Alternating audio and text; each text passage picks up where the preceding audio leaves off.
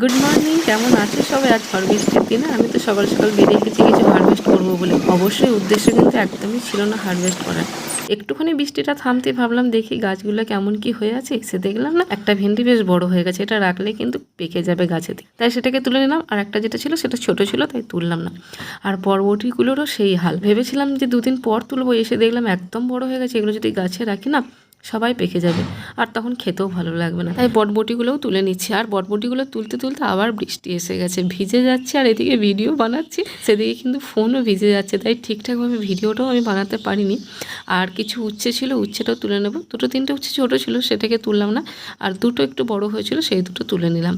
তারপর ওখান থেকে আর একদিকে যে উচ্ছে গাছটা আছে না, আমি সেখানেও গেলাম, দেখি সেখানে গিয়ে পেকেছে নাকি, মানে বড় হয়েছে নাকি। দেখলাম একটা বড় হয়েছে, বাকি এগুলো কিন্তু আরও বাড়বে। এগুলো উচ্ছে নয়, এগুলো করলা। আর পেঁপে গাছটা থেকে দেখলাম একটা পেঁপে পড়েছে। আমার তো ভয় হচ্ছিল পেঁপে গাছটাই না পড়ে যায়, এত পরিমাণ পেঁপে এসেছে।